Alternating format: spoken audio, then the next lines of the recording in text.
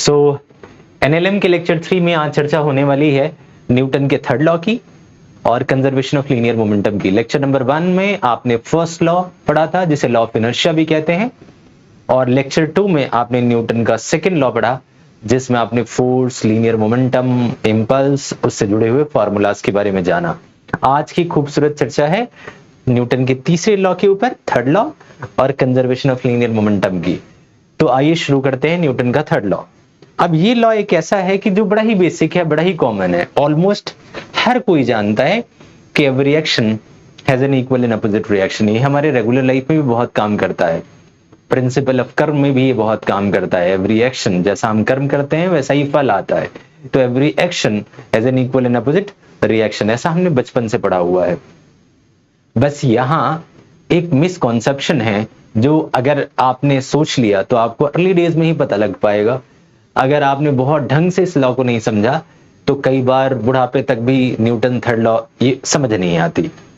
तो यहां न्यूटन ने जब ये नियम दिया कि every action has an equal and opposite reaction, तो यहां एक और स्टेटमेंट था जो कि हर किसी के लिए बहुत ज्यादा इंपॉर्टेंट है, जिसका पता होना बहुत जरूरी है कि हियर एक्शन एंड रिएक्शन, बात समझिएगा, एक्शन अलग चीज है और रिएक्शन अलग चीज है।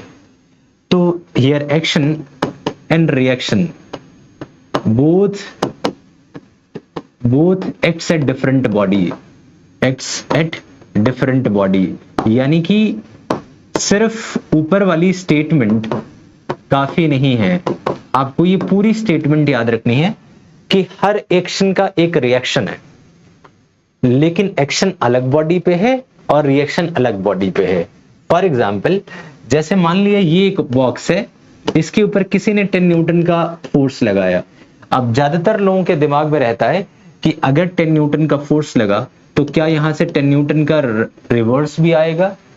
तो फिर ये ऑब्जेक्ट, मान लिया ये ऑब्जेक्ट कोई कार्ट है, तो क्या ये ऑब्जेक्ट, इसके ऊपर जितना फोर्स लगा है उतना ही अगर इसने कम बैक कर दिया, रिटर्न बैक कर दिया, तो क्या ये ऑब्जेक्ट आगे बढ़ेगा? वैसे तो ये मैं एक सही क्वेश्चन नहीं पूछ रहा हूं, लेकिन हाँ, अगर आपने ये लाइन सही से नहीं पढ़ी है तो आपके लिए क्वेश्चन हो सकता है कि जैसे मैंने किसी को धक्का मारा, अगर उसने वापस उतना ही लगा दिया तो क्या मेरे फोर्स का उस बॉडी के ऊपर कोई इंपैक्ट पड़ेगा? तो अगर आप इस लॉ को बहुत ढंग से नहीं जानते तो आप कंफ्यूज हो जाएंगे कि जब भी किसी के ऊपर जितना फोर्स लगाया जा रहा है, अगर वो उतना ही रिटर्न बैक कर रहा है तो क्या उस बॉडी के ऊपर इंपैक्ट आएगा? ज्यादातर बच्चों को जिन्होंने लॉ ढंग से नहीं पढ़ा उनका रिप्लाई आएगा हाँ, ऐसा होना तो नहीं चाहिए। कई बच्चे लॉजिक देते हैं कि नहीं, हो सकता है मास का डिफरेंस हो, अलग अलग तरह की लॉजिक दी जाती है।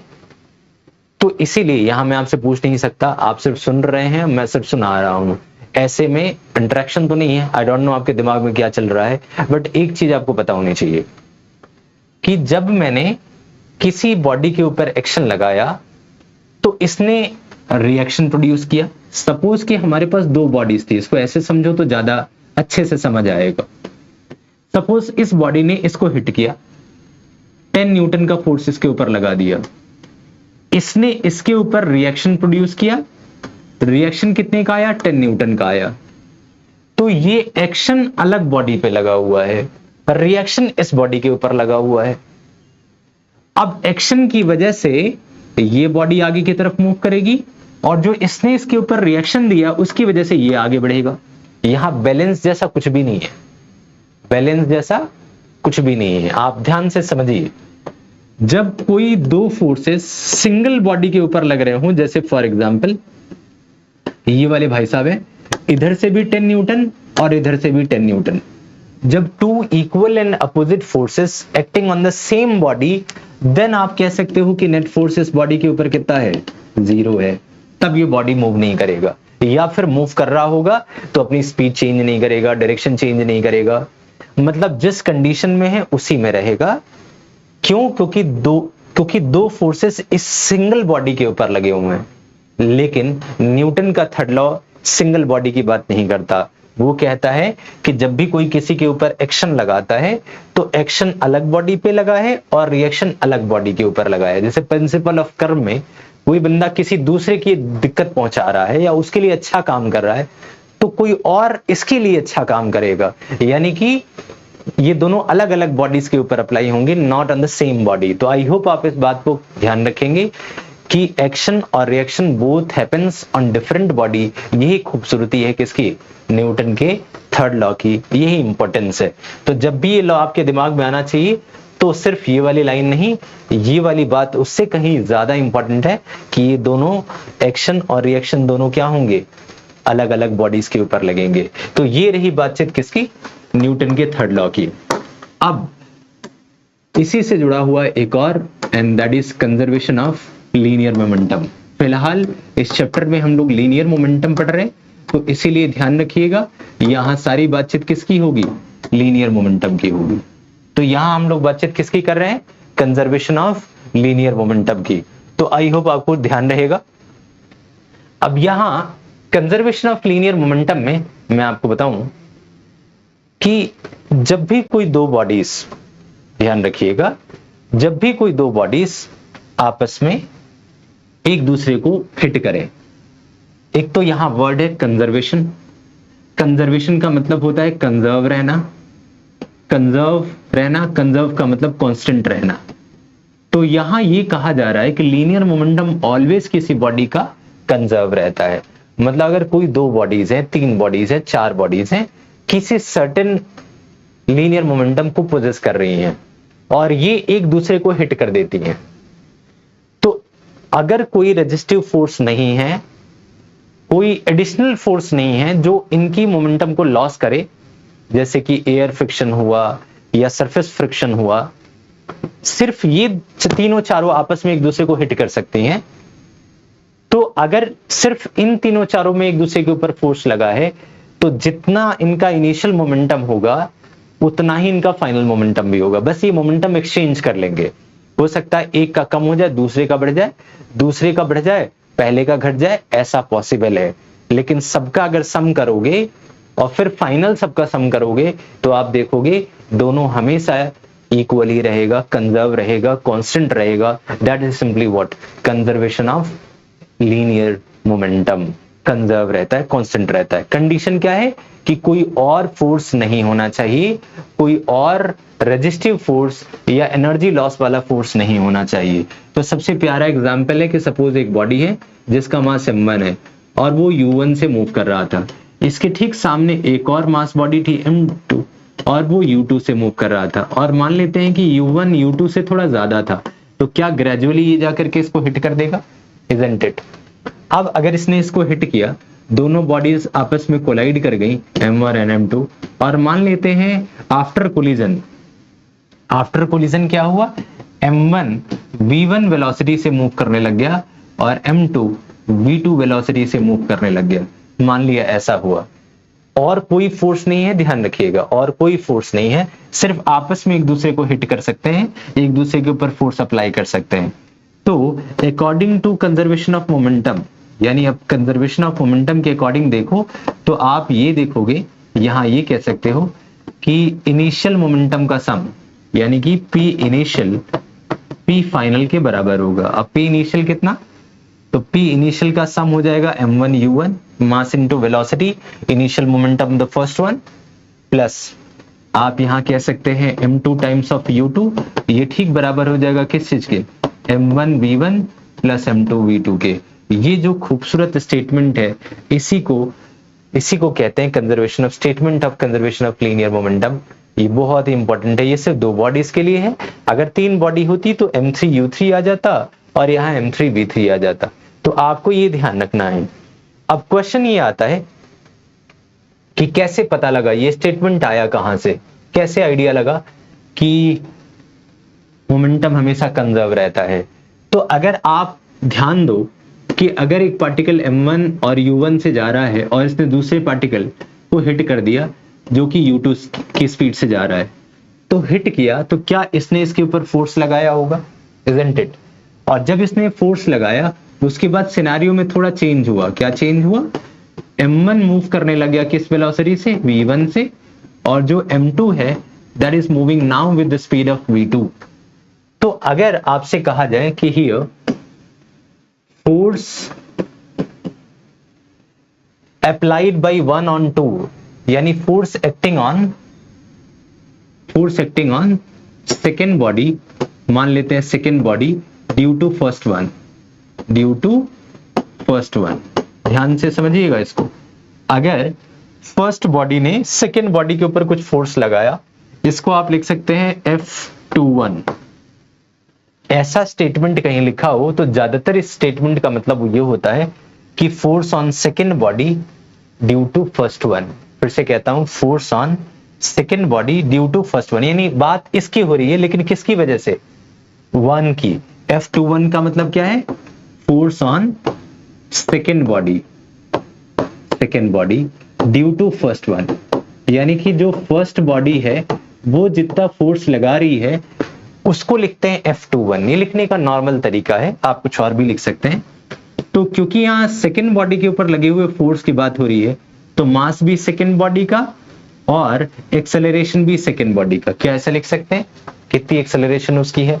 आप चाहो तो थोड़ा इसको और अच्छे से सजा सकते हो, आप लिख सकते हो V2 minus U2 upon T, isn't it? Acceleration का तो फॉर्मूला यही है, V माइनस U अपॉन 2। कि मैं सेकेंड बॉडी की बात कर रहा हूं तो मैंने ऐसा लिखा हुआ है। तो ये ओवरऑल स्टोरी रही F21 की, F21 की। अब आप एक बात बताइए, जब इसने इसके ऊपर फोर्स लगाया होगा तो क्या इसने भी तो इसके ऊपर कुछ फोर्स लगाया होगा? Isn't it? ये भी तो चुप नहीं बैठेगा, ये भी तो इसके ऊपर कुछ ना कुछ फोर्स लगाएगा। अगर ये भी कुछ ना कुछ फोर्स लगाएगा, सबसे पहले थोड़ा सा इसको लेफ्ट कर देता हूं, सपोज कि इसको मैं इधर कर देता हूं थोड़ा। अब मान लीजिए कि जब इसने इसको हिट किया तो इसने भी तो इसको कुछ हिट किया होगा। तो आप कह सकते हैं now reaction given by second body to first one. ठीक है, सेकेंड बॉडी ने जो रिएक्शन दिया फर्स्ट वन को, वो कितना है? तो आप लिख सकते हैं force on one due to two. तो इसका फॉर्मूला हो जाएगा या इसकी वैल्यू हो जाएगी m1a1, और चाहो तो एक्सेलरेशन को आप लिख सकते हो v1 minus u1 upon t, isn't it? ये हो जाएगा F12। ये रिएक्शन है। अगर ध्यान से देखा जाए तो ये क्या है? तो आंसर इज रिएक्शन। और ये क्या है जो यहाँ है? दैट इज एक्शन, जो कि लगाया हुआ है। इसने इसको हिट किया तो, और फिर हिट करने के बाद इसने इसको रिएक्शन दिया, वो वैल्यू यहाँ कहीं ना कहीं है। अब अगर आप न्यूटन का थर्ड लॉ अप्लाई कर दो, न्यूटन्स थर्ड लॉ, तो न्यूटन्स का थर्ड लॉ क्या है कि every action has an equal and opposite reaction. तो फ्रॉम न्यूटन्स थर्ड लॉ क्या है कि every action has an equal and opposite reaction. तो यहां रिएक्शन के लिए हमने क्या दिया हुआ है? एक माइनस साइन लगा दिया। माइनस साइन किस चीज को सिग्निफाई करता है? अपोजिट साइन को सिग्निफाई करता है कि अगर एक्शन राइट साइड लगा है तो रिएक्शन लेफ्ट की तरफ लगा है। तो every action has an equal and opposite reaction. तो एक्शन क्या है? M2 वाला टर्म, और एक्शन क्या है? सॉरी, रिएक्शन ये वाला टर्म। तो अगर आप ध्यान दो और इस स्टेटमेंट को हम थोड़ा सा समझ लें और यहां इसको सिंप्लीफाई करें, तो आप ये कह सकते हैं कि एक्शन अगर ठीक बराबर है नेगेटिव ऑफ रिएक्शन के, तो एक्शन क्या था? तो M2 V2 minus U2 upon T is equal to M1 और V1 minus U1 upon T। अब क्योंकि जितने टाइम के लिए फर्स्ट बॉडी सेकंड से इंटरेक्ट हुआ है, एक्शन लगाया, उतने ही टाइम में रिएक्शन भी लग गया at the same time, same amount, यानी टाइम तो कॉमन ही है। तो चाहो तो इसको काट सकते हो। तो आप देखेंगे तो ये वाली स्टेटमेंट हो जाएगी M2, थोड़ा ब्रैकेट ओपन कर देते हैं, तो M2 V2 minus M2 U2 ठीक बराबर हो जाएगा M1 V1 और माइनस M1 U1। एक काम करते हैं, U1 वाले टर्म्स को यहाँ M1 V1, और वो भी ये पूरा टर्म माइनस में है, तो यहाँ थोड़ा माइनस भी आप लिख लो। तो अगर आप माइनस को सिंप्लीफाई करोगे तो ये टर्म माइनस में हो जाएगा और सेकेंड टर्म प्लस में हो जाएगा, यानी M2 V2 और minus M2 U2 is equal to minus M1 V1 और प्लस M1 U1।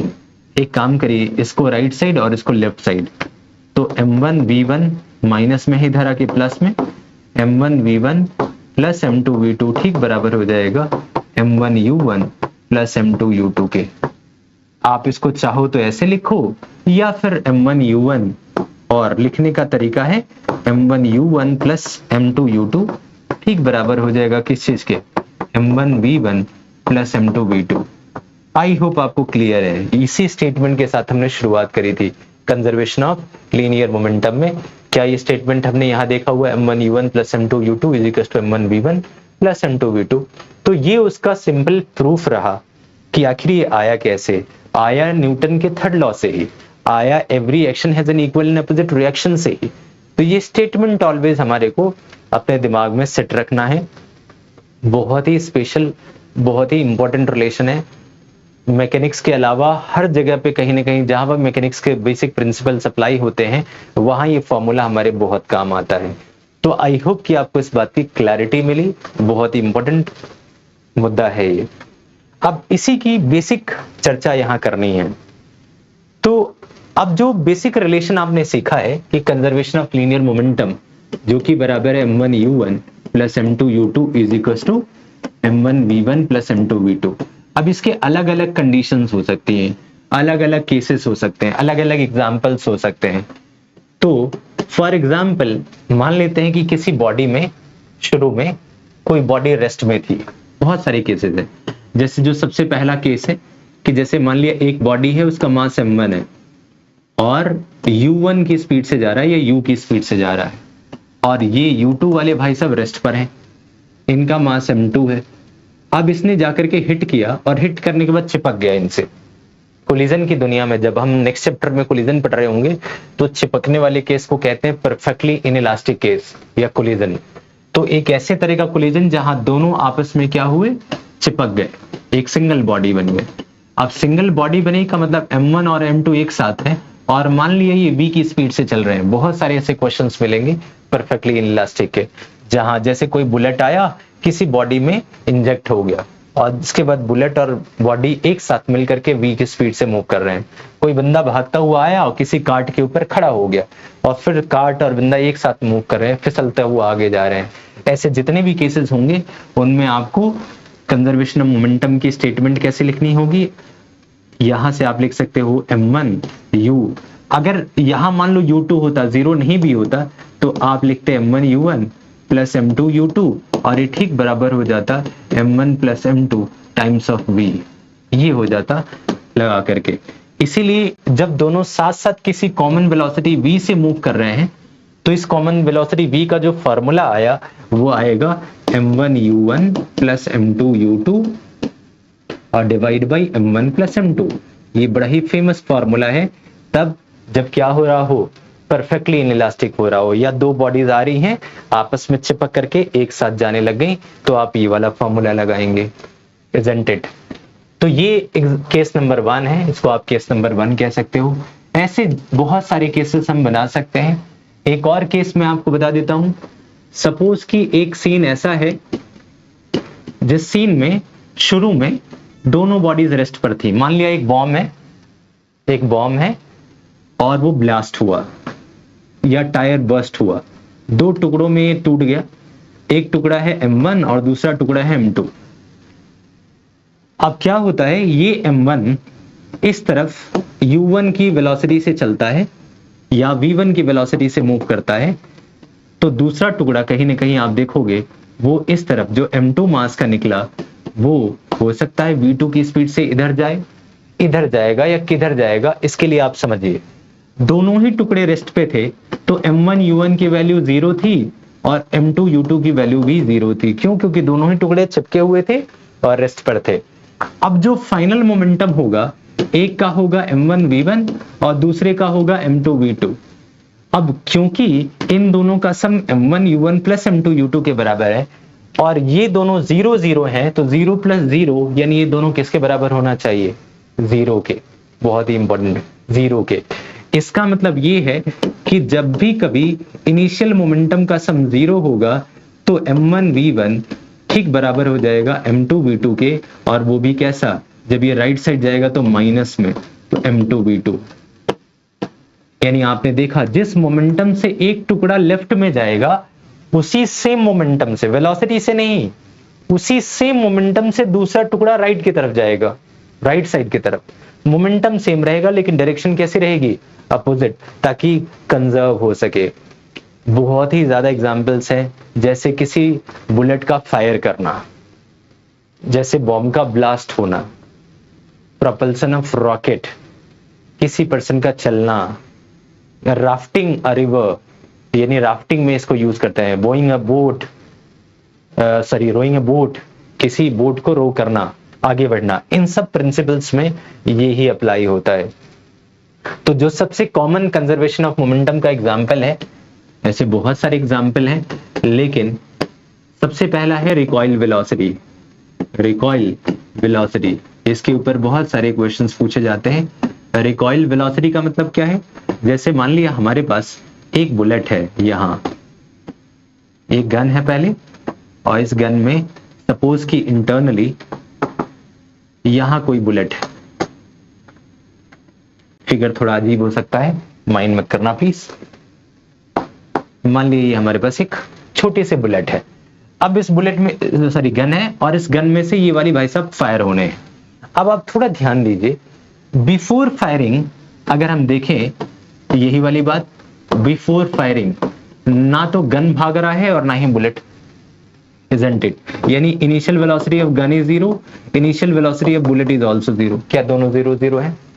इसका मतलब दोनों की इनिशियल मोमेंटम का सम क्या होना है, जीरो। इसका मतलब इसी थ्योरी से क्या mass of gun final velocity of gun ठीक बराबर हो जाएगा negative of mass of bullet and final velocity of bullet, क्योंकि इन दोनों का सम तो जीरो आना है, तो राइट साइड होके ये हो जाएगा। तो ये जो वेलोसिटी ऑफ गन है, इसी को रिकॉइल वेलोसिटी ऑफ गन कहते हैं। रिकॉइल वेलोसिटी का मतलब ये है कि जब कभी गन रिकॉइल होती है, यानी जब कभी फायर होती है, तो जो बैक की तरफ फायर करते वक्त बुलेट तो आगे निकल गई, अब जिस मोमेंटम से निकली उसी मोमेंटम से ये गन भाई सब पीछे होना है, तो जिस स्पीड से ये पीछे आता है उसको कहते हैं रिकॉइल वेलोसिटी। Recoil velocity. ऐसे ही जब कोई रॉकेट का फ्यूल बर्न होता है, तो उसका एग्जॉस्ट जब बाहर निकलता है, तो उसी सेम मोमेंटम से रॉकेट की बॉडी ऊपर की तरफ निकल जाती है। कई बार ये क्वेश्चन आपके दिमाग में भी आता है कि ज्यादातर हमने एक्शन और रिएक्शन देखा है कि ग्राउंड के ऊपर किसी ने हिट किया, ग्राउंड ने रिएक्शन दी, बंदा आगे बढ़ा। अब आप सोचिए, जब वैक्यूम में कोई रॉकेट ट्रेवल कर रहा है स्पेस के अंदर, वहां तो कोई रिएक्शन लगाने के लिए बाहर की तो कोई बॉडी है नहीं, वहां तो एयर भी नहीं है जिस एयर को दबाया जाए फिर एयर रिएक्शन प्रोड्यूस करे और बॉडी आगे जाए। तो वहां सब कुछ इंटरनली होता है। फ्यूल है, फ्यूल फायर होता है, वो फायरिंग फ्यूल इस तरफ, जैसे मान लीजिए रॉकेट है और जैसे फ्यूल निकलना है, तो ये फ्यूल ऐसा धक्का मारेगा पीछे की तरफ, एक्शन लगाएगा रॉकेट की बॉडी के ऊपर और फिर बाहर निकल जाएगा। तो एक्शन की वजह से बाहर निकला और रिएक्शन जो इसने प्रोड्यूस किया उसकी वजह से रॉकेट की बॉडी आगे की तरफ एक्सेलरेट होती है। तो किसी भी सिंगल बॉडी में एक्शन रिएक्शन यानी मोमेंटम का कंजर्वेशन बहुत ही सिंपल, बहुत ही बढ़िया तरीके से काम करता है। इसमें क्या है, एक बॉडी का, एक सेकेंड, सो आई होप कि आपको ये क्लियर हुआ कि रिकॉइल वेलोसिटी क्या है या प्रोपल्सन ऑफ रॉकेट में रॉकेट की बॉडी का मूवमेंट क्या है। हर केस में कई बार ऐसा होता है कि जहां शुरुआत में कोई मोमेंटम नहीं है, तो बाद में अगर कोई बॉडी एक तरफ जा रही है तो बाकी सारी बॉडी दूसरी तरफ जाएंगी, उसको कंजर्व करेंगी। जितना मोमेंटम राइट में हो उतना ही लेफ्ट में, ताकि सो दैट फाइनल इनका क्या हो, सम जीरो हो। तो आई होप कि आपको ये बात समझ आई। और बाकी बेसिक ये तो तब के लिए है जब इनिशियल मोमेंटम जीरो है, और नॉर्मल केसेस के लिए तो आपको ये लगाना है। ये तब है जब दोनों बॉडीज आपस में मिक्स हो गई। तो 1D 2D सब में आप कंजर्वेशन ऑफ मोमेंटम लगा सकते हो। जैसा क्वेश्चन होगा उसी के अकॉर्डिंग आपको इस रिलेशन को अप्लाई करना होगा।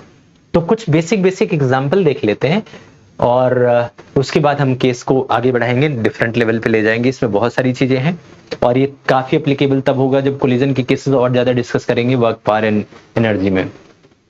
तो आइए देखते हैं कि जो हमने पढ़ा इसे कैसे क्वेश्चन से शुरुआत होती है। तो एक जैसे क्वेश्चन है, इसमें लिखा हुआ है कि body of mass 1000 kg moving horizontally with 6 metre per second, if 200 kg is added the final velocity. ठीक है, ये क्वेश्चन है 2024 में 27 जन को पूछा गया है। तो आप देख रहे हैं मास दे रखा है 1000 kg, बहुत ही बढ़िया, और किस वेलोसिटी से वो मूव कर रहा है, 6 मीटर पर सेकेंड, राइट। तो इनिशियल मोमेंटम कितना होगा, मास इंटू वेलोसिटी, यानी 1000 इंटू 6 ये हो गया इनिशियल।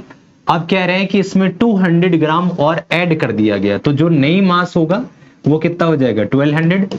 अब पूछा है नई वेलोसिटी बताओ। ऐसे क्वेश्चंस भी पूछे जा सकते हैं, क्या बात है, सीधा सीधा शॉर्टकट। तो अब क्या होगा आपको पता ही है, we can be written is equal to, ये हो जाएगा 6000 और डिवाइड बाई 1200, इजंट इट। तो 00 से 00 कटा, 5 मीटर पर सेकेंड। ये सीधा सीधा इसका आंसर हो जाएगा सेकंड ऑप्शन, यानी 5 मीटर पर सेकेंड। तो ऐसा भी क्वेश्चन आ सकता है, उम्मीद तो नहीं थी ऐसे क्वेश्चन आने की, इसीलिए मैंने आपको दिखाया। कई बार बहुत बेसिक क्वेश्चन भी पूछ लिए जाते हैं। एडिशन ऑफ मास है, एक तरीके से आप कॉन्जुगेशन ऑफ मास भी कह सकते हो कि जिसमें दो मास ऐड हुए। तो ये initial mass, initial velocity, final मास 200 kg एक्स्ट्रा ऐड किया तो 1200 हो गया, इंटू v करके सॉल्व किया, आ गया। चलिए आइए नेक्स्ट देखते हैं। लिखा है मशीन गन है, 10 kg fires 20 gram bullets at the rate of 180 bullets per minute, 100 the recoil velocity. Recoil वाले से, रिकॉइल वाला बहुत फेमस है, काफी इंपॉर्टेंट है। तो अब देखिए मास कितना है, मास ऑफ गन कितना है, तो आप कहेंगे 10 kg, ठीक है जी, कोई दिक्कत वाली बात नहीं। और 20 ग्राम बुलेट है एट द रेट ऑफ 180 पर मिनट। पहले इसको थोड़ा समझिए, 180 बुलेट पर मिनट है, पर मिनट का मतलब पर 60 सेकेंड, एक मिनट में 60 सेकेंड होता है, तो पर सेकेंड कितना, तो आप कहेंगे इसको डिवाइड करेंगे तो 3 बुलेट पर सेकेंड हो जाएगा, इजंट इट, 3 बुलेट पर सेकेंड। तो हमारे लिए पहले ये ज्यादा इंपॉर्टेंट है, 3 बुलेट्स पर सेकेंड, द रिकॉइल वेलोसिटी निकालना है। अब रिकॉइल वेलोसिटी का फॉर्मूला क्या कहा है मैंने, गन का। रिकॉइल वेलोसिटी हमेशा गन की होती है, इसका मतलब सामने negative of mass of bullet, velocity of bullet upon mass of gun. यही तो फॉर्मूला हमने किया करा है, नहीं तो कॉमन सेंस देख लीजिए, ये दोनों का प्रोडक्ट इन दोनों के प्रोडक्ट के इक्वल होना चाहिए, यही तो है रिकॉइल वेलोसिटी का फॉर्मूला। तो अब मास ऑफ बुलेट में क्या है, माइनस साइन तो चलो डायरेक्शन को बता रहा है, जो कि यहाँ पूछा नहीं जा रहा, तो माइनस प्लस आपकी चॉइस से लेना हो तो लो, ना तो कोई बात नहीं। अब आप देखिए मास ऑफ बुलेट कितना, तो एक बुलेट का मास 20 ग्राम है और एक सेकंड में 3 बुलेट लॉन्च किए जा रहे हैं, क्योंकि वेलोसिटी पर सेकंड में पूछी जा रही है। तो आप एक का है 20 बाई 1000 और ऐसे ऐसे 3 बुलेट्स हैं, तो आप 3 बुलेट से मल्टीप्लाई कर दीजिए, और किस स्पीड से जा रहा है, जो उसकी वेलोसिटी है that is 100 metre per second, divide by mass of gun कितना है, तो 10 किलोग्राम। तो आप यहां डिवाइड कर सकते हैं 10 से। अब आप वैल्यूज काट दीजिए, 1 2 3 से 1 2 3 यहीं कटा, 2 3 6, 6 बाई 10, 6 बाई 10 का मतलब 0.6 मीटर पर सेकेंड। ये इसकी वैल्यू हो गई, कौन सी, क्या ऑप्शन में है, ये फर्स्ट ऑप्शन है, कौन सा, 0.6 मीटर पर सेकेंड। तो आई होप आपको इस बात की क्लैरिटी मिली कि जब भी रिकॉइल वेलोसिटी का कोई क्वेश्चन आ रहा है तो उस क्वेश्चन को कैसे सॉल्व करना है, बहुत ही बेसिक है। बस ये पर सेकंड निकालना मत भूलना, क्योंकि वेलोसिटी पर सेकंड के हिसाब से आप कैलकुलेट कर रहे हो, तो आप यहाँ पर सेकंड की थ्योरी को भूलना मत, लगा लेना, वरना ये आंसर गड़बड़ हो जाएगा। चलिए आइए एक और क्वेश्चन देखते हैं। क्वेश्चन बड़ा इंटरेस्टिंग है और ऐसे क्वेश्चंस भी अक्सर पूछे जाते हैं conservation of momentum, linear momentum के ऊपर। लिखा है body of mass m is at rest explodes, ये बॉम्ब वाले जैसे क्वेश्चन है जैसे मैंने कहा, और 3 पार्टिकल में 1:1:2 और smaller pieces fly off perpendicular to each other 30 और 40। तो जो स्मॉलर वाले हैं, जैसे एक इधर जा रहा है और दूसरा इधर जा रहा है, इसका भी मास 1x है, ये जा रहा है 30 मीटर पर सेकेंड से, और जो दूसरा है 1x का वो जा रहा है 40 मीटर पर सेकेंड से, कोई दिक्कत नहीं, ये दोनों जा रहे हैं। पूछा है जो बड़ा वाला 2x मास है, वेलोसिटी ऑफ थर्ड पीस जो 2x मास का है, ऑब्वियस है वो इधर की तरफ कहीं जाएगा, मोमेंटम को कंजर्व करने के लिए इस तरफ से जाएगा। तो पूछा गया इसकी वेलोसिटी बताओ। इस क्वेश्चन में 2D का फ्रेम आ रहा है, तो कंजर्वेशन ऑफ लीनियर मोमेंटम में आप थोड़ा पहले 2D का फ्रेम समझ लीजिए।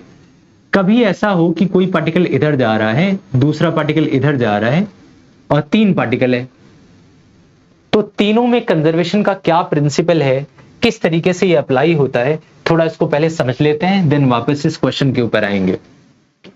मैंने क्या कहा कि अगर मान लिया 2 पीस है, एक इधर और एक इधर, और 3 पीस है, तीसरा इधर।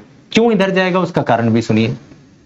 अगर मान लिया ये वाला एंगल θ1 है और ये v1 की स्पीड से जा रहा है और इसका मास m1 है, तो ध्यान रखिएगा x एक्सिस की तरफ जो कंपोनेंट बनेगा वो बनेगा m1 v1 cos θ1।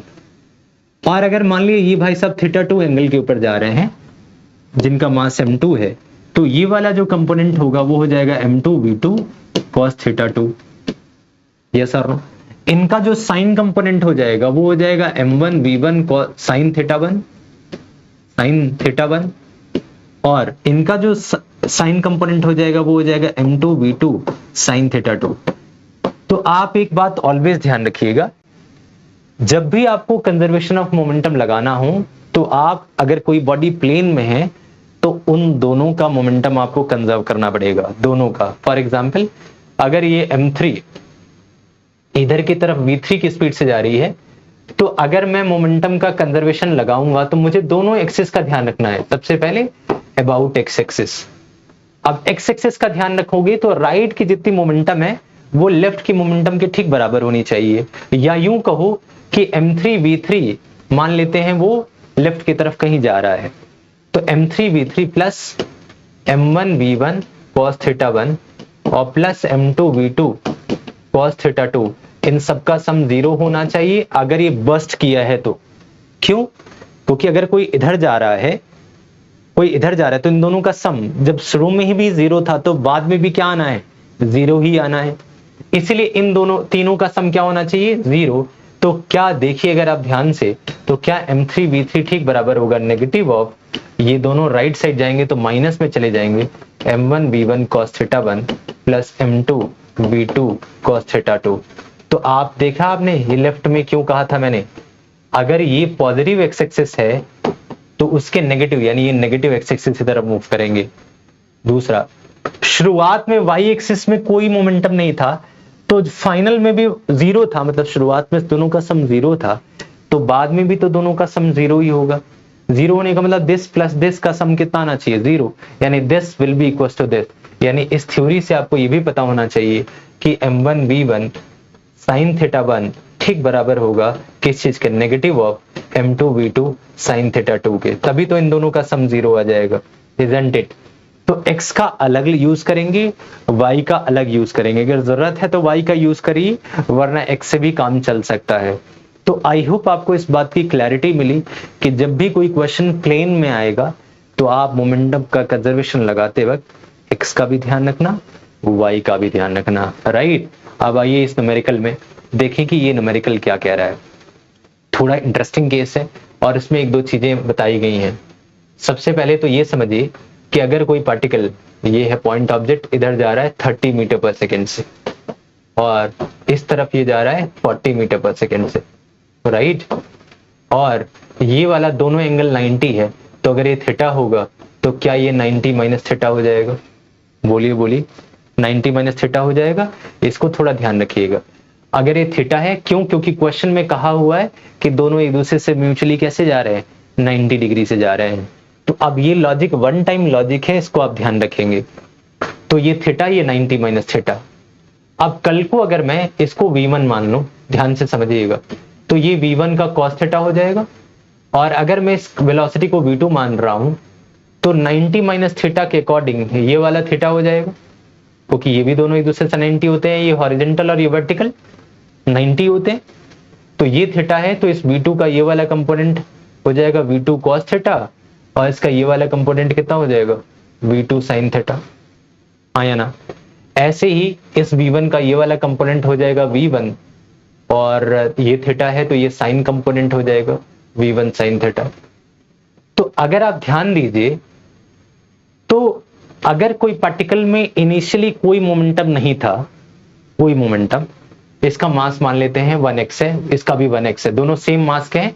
यहाँ क्वेश्चन लिखा हुआ 1:1:2, तो जो शुरू के 1:1 है वो दोनों एक दूसरे से परपेंडिकुलर जा रहे हैं। इसका मतलब ये वाला मोमेंटम इस वाले मोमेंटम के ठीक बराबर होगा, इक्वल एंड अपोजिट, क्योंकि शुरू में तो कुछ था नहीं। फाइनल का सम 0, दिस प्लस दिस का सम 0, इसका मतलब बराबर। तो मैं मान लेता हूं कि इसका जो मास है वो 1x है और इसकी जो वेलोसिटी है वो है v1 sin थीटा। तो क्या ये ठीक बराबर होगा इसका भी मास है 1x और इसकी जो वेलोसिटी है वो है v2 cos theta, isn't it? तो 1x से 1x गया, मास कॉमन है, तो अगर इस cos को यहां लाऊं तो sin बाई cos होता है tan थीटा, तो क्या tan थीटा ठीक बराबर हो जाएगा v2 बाई v1 के, isn't it? v2 by v1 के। अगर v2 यहां इस क्वेश्चन में देखिए, अगर v2 है 40 और ये है 30, तो क्या ये हो जाएगा 4/3। अगर tan थीटा 4/3 हो, ध्यान दीजिए, अगर tan थीटा 4/3 है तो थीटा की वैल्यू क्या हो जाएगी 53 डिग्री।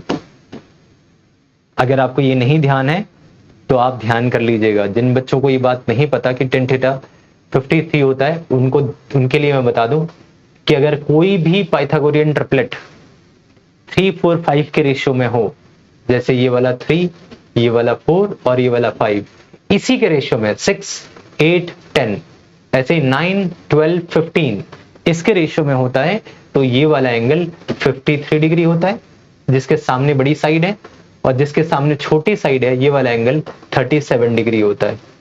ऑलवेज ध्यान रखिएगा, ये 53 डिग्री, ये 37 डिग्री। तो अगर tan थीटा 4/3 आ रहा है, मतलब इस एंगल की बात हुई, 4/3 परपेंडिकुलर बाई बेस, तो ये वाला एंगल कितना होगा 53 डिग्री होगा, 53 डिग्री। इससे साइन निकालना, कॉस निकालना। इसका मतलब अगर आपसे कोई पूछे कि साइन 53 डिग्री की वैल्यू बताइए, तो साइन 53 परपेंडिकुलर बाई हाइपोटेनियस 4/5। इसका मतलब अगर आपसे पूछा जाए कॉस 53 डिग्री की वैल्यू बताइए, तो 3/5। ये वैल्यू बहुत ज्यादा पूछी जाती है, तो 37 और 53 डिग्री एंगल्स बहुत ज्यादा इंपॉर्टेंट हैं, इनको आप ध्यान रखिएगा। इसका मतलब इस न्यूमेरिकल में इस एंगल की हमें क्लैरिटी मिली कि ये वाला जो थीटा है दैट इज 53 डिग्री। तो अगर 53 डिग्री है तो ये वाला एंगल कितना होगा 53, और ये वाला एंगल हो जाएगा 37 डिग्री। क्यों? क्योंकि दोनों के बीच में 90 डिग्री का एंगल है। तो आई होप आपको पहली बार है इसलिए थोड़ा टाइम लग रहा है, नेक्स्ट टाइम से आपका कॉन्सेप्ट इसमें क्लियर हो जाएगा। अब आप ध्यान दीजिए, ये 30 है, तो इस तरफ जो कंपोनेंट होगा वो हो जाएगा 30 cos 53 degree, isn't it? cos 53 degree. और जो 40 का होगा, इसका जो इस तरफ कंपोनेंट हो जाएगा वो हो जाएगा 40 cos 30। अगर ये वाला एंगल के रिस्पेक्ट में देखें तो तब भी cos ले सकते हैं 37 डिग्री। तो इन दोनों का सम इसके बराबर होगा, किसके? 2x के। तो चलिए मोमेंटम को कंजर्व करते हैं, कहीं ना कहीं आपको इतना तो यहां आइडिया लग ही गया है। 30 cos 53 और 50 यहां, तो मैं थोड़ा सा इसको लेफ्ट कर देता हूं और उसके बाद आगे बढ़ते हैं। आइए यहां इसको लिंक करते हैं और थोड़ा अंडरस्टैंड करते हैं। तो सबसे पहले इसका मास है 2x और इंटू v, जिसकी वेलोसिटी हमें निकालनी है। 2x इंटू मास हो गया 2x, क्योंकि हमने 1:1 यानी x और 2x मास 2x के फॉर्मेट में ले लिया। तो 2x इंटू v ठीक बराबर है किस चीज के? तो इसका मास है x, 1x का मतलब x ही है, 30 cos 53 डिग्री। अब अगर ध्यान दीजिए तो 30 और cos 53 डिग्री की वैल्यू कितनी होती है? अभी मैंने कहा था cos 53 डिग्री का मतलब 53 डिग्री का बड़ा वाला एंगल सामने 4 है, तो 3/5। आप इसको अपने हिसाब से थोड़ा देख लीजिएगा, मुझे याद है तो मैं लिख देता हूं, आपको भी जैसे जैसे प्रैक्टिस होगी सेट हो जाएगा। अब आ जाइए यहां, अब ये है 40 इंटू 1x का मतलब यहां तो प्लस 1x हो जाएगा, और इंटू 40 और इंटू cos 37 की वैल्यू 37 के ठीक सामने वाला एंगल्स, ये छोटा एंगल है तो 3 होगा, 3 और 4 में से छोटा बड़ा देख करके आप सेट कर सकते हैं। तो 3 सामने है तो 4/5, 37 का आंसर हो जाएगा 4/5। तो ये सिंपल तरीका है जिसमें से x और x आप काट ही सकते हो। ये इससे कट जाएगा तो 5, 6 और इससे कटेगा तो 5 का 8 टाइम्स 40 हो जाएगा। तो अगर आप ध्यान देंगे तो ये 2v कहीं ना कहीं 2v ठीक इक्वल हो जाएगा किस चीज के? तो 6 इंटू 3 18 और प्लस 8 और 4 32। तो v is equal to 32 plus 18 होता है 50 डिवाइड बाई 2 यानी कि 25 metre per second is the right answer. तो ये वाला सेकेंड ऑप्शन इसका करेक्ट आंसर हो जाएगा। तो आई होप कि आपको इस बात की फुल क्लैरिटी मिली कि ऐसा क्वेश्चन कैसे करते हैं। तो जैसे यहां मैंने 1x किया है, तो आई होप आपको ये समझ आ गया है। आप रिपीट करके देख लीजिएगा, कैलकुलेशन चेक कर लीजिएगा। ऐसे क्वेश्चंस बड़े इंपॉर्टेंट, जैसे ये 2022 में मेंस में आया हुआ है, इसी का ये वाला क्वेश्चन 13 में आया हुआ है, नीट 2013 में सेम क्वेश्चन है। लिखा हुआ है कि explosion breaks rocks into 3 part, 2 of them goes of right angle to each other. The first of mass 1 kg moves 12 and the second part is moves with 8 2 kg. If the third part flies off 4 meter per second, then mass बताना है। आप देख रहे हैं कुछ कुछ, यानी first part जो कि है 1 kg का, वो इधर जा रहा है कौन सी स्पीड से, 12 मीटर पर सेकेंड। और जो ये वाले भाई साहब हैं जो 2 kg मास वाले हैं, इसमें सेम मास नहीं, बस थोड़ा मास चेंज कर दिया गया, वो जा रहा है 12 मीटर पर सेकेंड से, 12 मीटर पर सेकेंड से। अब जो बचा हुआ मास है, जो तीसरा वाला मास m है, वो इधर की तरफ जा रहा है 4 मीटर पर सेकेंड से। बस आपको वो मास बताना है, इजंट इट। अब आप खुद सोचिए, अगर ये 12 है, यहां से ये थीटा होगा, तो ये वाला 90 माइनस थीटा हो जाएगा, इजंट इट, 90 माइनस थीटा। अब अगर कल को फिर से निकालना हो तो आप इनका ये वाला कंपोनेंट इक्वलाइज कर लीजिए, क्योंकि वर्टिकल कंपोनेंट बराबर ही होंगे। तो जो ये 1x है, 1x, इसका वर्टिकल कंपोनेंट कितना हो जाएगा, तो 12 साइन थीटा, 12 का मतलब वेलोसिटी v साइन थीटा, और मास 1x है, या 1 सीधा 1 किलोग्राम है, तो मैं यहाँ 1 लिख देता हूँ। ये ठीक बराबर होगा किस चीज के, तो 2 किलोग्राम इसका मास है, और अगर ये 12 है तो उसका ये वाला एंगल थीटा होगा, इसके रिस्पेक्ट में ये वाला एंगल थीटा है, तो ये कॉस कंपोनेंट हो जाएगा। वर्टिकल इक्वलाइज करना है तो 2 इंटू यहां लिख सकते हैं, ये आई थिंक 2 kg वाला का मास 8 था, सॉरी ये मैंने थोड़ा गड़बड़ किया हुआ है, 8 मीटर पर सेकेंड, तो यहां लिखूंगा 8 और यहां लिख दूंगा कॉस थीटा। तो इससे क्या हुआ, अगर आप ध्यान देंगे तो 8 to 16 और साइन बाई कॉस, तो ये हो जाएगा 10 theta, 10 theta will be equal to 16 और डिवाइड बाई ये इधर आएगा 12, इसको लिख सकते हैं 4/3। इसका मतलब यहाँ भी 37 डिग्री का ही चांस बन रहा है, 37 का ही केस है ये भी। अगर ये 37 का केस है, आई होप आपको इस बात की क्लैरिटी मिल रही है कि ये वाला केस भी किसका है, 37 डिग्री का है। अगर 37 का सेम केस है तो अब क्या कर सकते हैं, यहां से फिर से इक्वेट कर सकते हैं। मान लेते हैं ये लेफ्ट में जो जा रहा है उसका मास m है, तो m इंटू 4 ठीक बराबर हो जाएगा। राइट साइड वाले कंपोनेंट्स का कॉस ले लीजिए, तो कॉस का मतलब क्या, उसका मास है 1 kg और इंटू वेलोसिटी है 12, और ये वाला एंगल आपको पता लगा कितना है, सॉरी ये 37 लिख दिया मैंने, 4/3 है तो 53 डिग्री होगा, 53 डिग्री। तो अब 53 डिग्री का यहाँ कॉस कंपोनेंट होगा, और कॉस 53 डिग्री आपको पता है 3/5, तो यहाँ क्या लिख सकते हैं 3/5, और प्लस एक और होगा, इसका भी ये वाला कंपोनेंट होगा। अब आपके पास दो ऑप्शन है, या तो आप ये वाला एंगल डायरेक्ट लिख लीजिए कि अगर ये वाला एंगल 53 डिग्री है तो ये वाला एंगल 37 है, ताकि आप कॉस ले सके। तो इसका मास है 2 kg और इसकी वेलोसिटी है 8, और cos 37 की वैल्यू अभी हमने डिस्कस करी, 4/cos 37 की वैल्यू क्या, 4/5। तो बस इसको इक्वलाइज करना है। अगर आप इसको इक्वलाइज करेंगे तो आप इस 4 को इससे काट दीजिए, 4 3, तो यहां से भी 4 को काटना पड़ेगा, तो सीधा सीधा मास की जो वैल्यू आ जाएगी 33, वो हो जाएगी 9/5 और प्लस व्हाट 8 और 2 16, तो ये हो जाएगा 16 यहां से 8 और 2 कितना होता है, तो 16/5। तो अगर आप ध्यान देंगे तो ये 5 है, यहां भी मुझे 5 ही लिखना चाहिए, तो 9/5 और प्लस 16/5, तो 16 और 9 कितना होता है 25/5, इसका मतलब 5 किलोग्राम। क्या ये ऑप्शन में है, yes, first option 5 kilogram is the right option. तो आई होप आपको यहां तक की क्लैरिटी मिली बहुत अच्छे से, बिना किसी दिक्कत के। तो ये कंजर्वेशन ऑफ मोमेंटम के ऊपर बेस्ड क्वेश्चन था। ओके, सो आई होप आपको इस बात की क्लैरिटी मिली कि क्या निकालना है। बस इससे मेन गेम वही है, बिल्कुल पीछे जैसा न्यूमेरिकल है, दोनों का कॉस कंपोनेंट को इससे इक्वलाइज कर दिया और साइन दोनों का इक्वेट करके एंगल की वैल्यू निकाल ली और देन सॉल्व कर लिया। तो आइए एक आखिरी क्वेश्चन की तरफ बढ़ते हैं। ये क्वेश्चन भी बहुत इंटरेस्टिंग है, मेंस 2019 में आया हुआ है। लिखा है कि man of mass 50 kg and son 20 kg are standing on a frictionless surface. ये फ्रिक्शनलेस सरफेस है और इसके ऊपर मैन खड़ा है और एक उसका सन खड़ा है। इसका मास है 50 kg और सन का मास है 20 kg। चलिए बहुत बढ़िया। अब क्या रहा है कि man pushes his son so that he starts moving with, इसने इसको पुश किया और ये जो वेलोसिटी ऑफ सन है, वेलोसिटी ऑफ सन वो 0.70 है विद रिस्पेक्ट टू मैन। हाँ ये खेल है थोड़ा सा, यानी कि velocity of sun with respect of man जो दे रखा है वो दे रखा है 7/10 मीटर पर सेकेंड। 0.7 दे रखा है तो मैं इसको 7/10 लिख लेता हूँ। इससे मूव कर रहा है। The speed of the man with respect of surface, यानी ग्राउंड के रिस्पेक्ट में मैन की स्पीड कितनी है।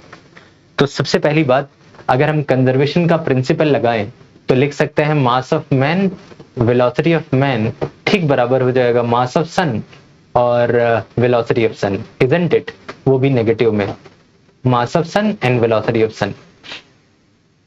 तो अगर वेलोसिटी ऑफ मैन निकालना है, वेलोसिटी ऑफ मैन, तो क्या mass of sun, velocity of sun को मास ऑफ मैन से डिवाइड कर देना चाहिए, यस और नो। अगर कंजर्वेशन ऑफ मोमेंटम का प्रिंसिपल लगाएं तो आप देखेंगे बस एक प्रॉब्लम ये है कि वेलोसिटी ऑफ सन मैन के रेस्पेक्ट में दे रखा है और वेलोसिटी ऑफ सन, कभी भी रिलेटिव वेलोसिटी का जो फॉर्मूला होता है वो क्या होता है, velocity of son minus velocity of man, इसकी वैल्यू 7/10 दे रखी है। तो अगर आप ध्यान देंगे तो वेलोसिटी ऑफ सन का जो फॉर्मूला हो जाएगा, क्या ये राइट साइड जाके वेलोसिटी ऑफ मैन और प्लस 7/10 हो जाएगा, इजंट इट। आप ये अगर देखें तो ध्यान से, यस और नो। तो अभी आपके पास दो ऑप्शन है, या तो आप डायरेक्टली यहां यूज कर लें कि मास ऑफ सन और मास ऑफ मैन कितना है, या इसी रिलेशन में थोड़ा समझते हैं। मास ऑफ मैन कितना है, तो आंसर इज 50 और वेलोसिटी ऑफ मैन हमें पता नहीं है। अब वेलोसिटी ऑफ सन कितना, सॉरी मास ऑफ सन कितना, तो 20 और वेलोसिटी ऑफ सन कितना तो हमें पता नहीं है। बस उसको ये दे रखा है कि सन का मैन के रेस्पेक्ट में जो वेलोसिटी दे रखी है वो 7/10 दे रखी है। तो क्या अगर मैं वेलोसिटी ऑफ सन को मैन के रेस्पेक्ट में लिखूं तो vs minus vm is equal to 7/10, तो क्या velocity of sun velocity of man plus 7/10 के इक्वल हो जाएगा, यानी क्या यहां लिख सकते हैं वेलोसिटी ऑफ मैन और प्लस 7/10, इजंट इट। क्या ऐसे लिख सकते हैं राइट साइड जाके ये वाली वैल्यू, ये किसके रिस्पेक्ट में हो गई, रिलेटिव था तो वेलोसिटी ऑफ मैन के रिस्पेक्ट में लिख लिया। आप इसको दूसरे तरीके से भी सोच सकते हैं कि इसकी जो भी मोमेंटम, इन दोनों का सम ऑलवेज कितना होना चाहिए, 0, तो this plus this is equal to 0, ऐसे भी लिख सकते हैं। अगर आपको साइन की जरूरत नहीं है तो आप चाहें तो इसको डायरेक्टली यहां प्लस लगा करके और इक्वेट कर सकते हैं 0। अब अगर आप इसको सॉल्व करेंगे, मतलब क्या एक ने इसको धक्का मारा तो क्या इसका और इसका मोमेंटम का सम 0 होना चाहिए। तो मान लेते हैं कि मैन की वेलोसिटी vm है, तो 50 इंटू मास इंटू वेलोसिटी, इसका प्लस जो सन है उसका मास 20 है और उसकी वेलोसिटी इस फ्रेम में, क्योंकि vs माइनस vm की वैल्यू 7/10 दे रही है तो vs vm प्लस 7/10 हो जाएगा। तो क्या इन दोनों का सम 0 हो जाएगा, इजंट इट। तो अगर आप इसको थोड़ा सा और ऐड करेंगे तो 50 vm प्लस इस ब्रैकेट को ओपन करोगे तो 20 vm और 20 इंटू 7/10 तो 2 से कटेगा तो हो जाएगा प्लस 14 इज इक्वल टू 0। हो सकता है आप यहां अपोजिट डायरेक्शन लेके माइनस करें तब भी ये यहां माइनस आ जाएगा, माइनस आके पहले ही माइनस साइन आ जाएगा, फिर भी 50 प्लस 20 70 vm आ जाएगा, और अगर ये राइट साइड शिफ्ट होगा तो माइनस 14 हो जाएगा। तो हमें नेगेटिव, हमें डायरेक्शन नहीं पूछा है, हमें तो सिर्फ वैल्यू पूछा है। तो दिस प्लस दिस, अब हो सकता है आप यहां अपोजिट साइन लेके माइनस माइनस करके प्लस कर लो तो यहां आके ये माइनस हो जाएगा, तब भी कोई खास दिक्कत वाली बात नहीं। हमें तो रिलेटिव का फ्रेम दे रखा है तो हमने डायरेक्टली उसको यहां से ऐड किया है, तो vm की वैल्यू कितनी हो जाएगी, तो vm की वैल्यू 40/70। आप इसको चाहो तो लिख सकते हो 7 से काटो तो 2/10 का मतलब 0.2 मीटर पर सेकेंड। ये वेलोसिटी क्या हो जाएगा, 0.20, यानी first option is the right option. तो आपने देखा ऐसे भी क्वेश्चन आ सकते हैं कंजर्वेशन मोमेंटम में जहां रिलेटिव वेलोसिटी का फ्रेम लगाना पड़ सकता है, जहां एक बॉडी इधर जा रही है और दूसरी की जो वेलोसिटी है वो दूसरे के रेस्पेक्ट में है, तो आपको रिलेटिव का फ्रेम सॉल्व आउट करके निकालना होगा और उसको यहां लगाना होगा, then you will get your right answer. तो ये 3 4 5 बेसिक एग्जाम्पल थे कंजर्वेशन ऑफ लीनियर मोमेंटम के। आई होप आपने इसको एंजॉय किया, बहुत अच्छे तरीके से समझा। तो ये 3 लेक्चर खत्म हुए। आज तीसरे लेक्चर में हमने थर्ड लॉ और कंजर्वेशन ऑफ लीनियर मोमेंटम करा। अगले लेक्चर में मैं कुछ कॉमन फोर्सेस और इक्विलिब्रियम का कॉन्सेप्ट लेकर के आऊंगा। तो आई होप आपको यहाँ तक समझ आया। कोई भी प्रॉब्लम हो तो आप बता सकते हैं। तो मिलते हैं बहुत जल्द एक नए वीडियो में। तब तक के लिए आपने ध्यान रखिए और अच्छे से पढ़ाई करते रहिए, न्यूमेरिकल लगाते रहिए। Bye bye, take care.